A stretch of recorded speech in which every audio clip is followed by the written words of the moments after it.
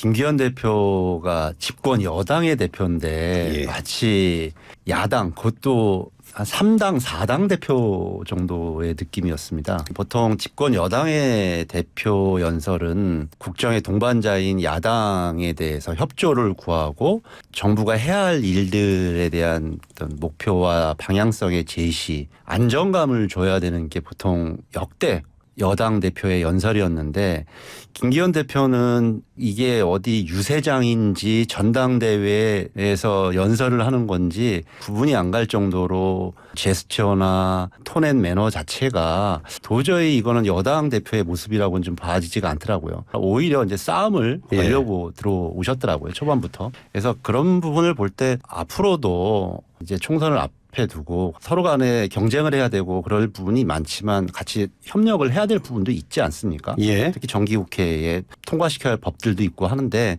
집권 여당 대표가 대통령이 못하면 그런 거를 앞에 나서서 풀어줘야 되는데 오히려 그런 부분을 확대 강화시키고 정쟁을 증폭시키고 있다 이런 생각이 들었어요.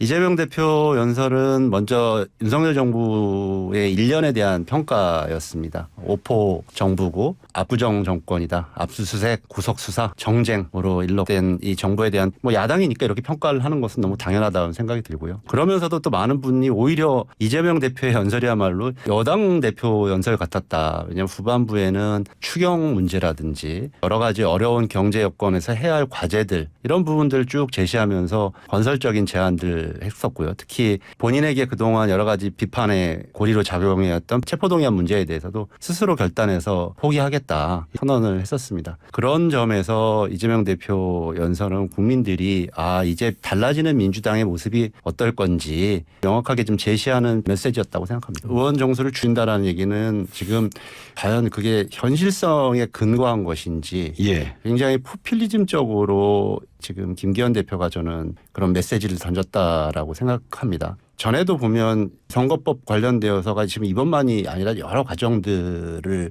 보면 전혀 현실성이 없는 이야기들을 많이 해요. 비례대표를 아예 없애자라든지 이렇게 의원 정수를 훨씬 더 많이 줄이자. 과연 자신들의 지역구를 내놓고 먼저 그런 제안을 하는 것도 아니고 포퓰리즘적으로 이런 제안을 함으로써 오히려 정치에 대한 신뢰도가 더 추락하고 그런 부분을 만들어 가고 있다고 생각합니다. 지금 국민들한테 정치권이 받고 있는 불신의 근본적인 모습이 뭔지에 대해서 좀 자성을 하면서 한편으로는 선거제도 개혁을 통해서 이런 부분들은 개선해 나가겠다라고 하는 자세도 아니고 오히려 이런 부분을 통해서 자꾸 선거 국면에 활용하려고 하는 그것도 집권 여당의 태도가 더 지금의 이 정치에 대한 불신을 좀 가중시키고 있다 저는 생각이 듭니다.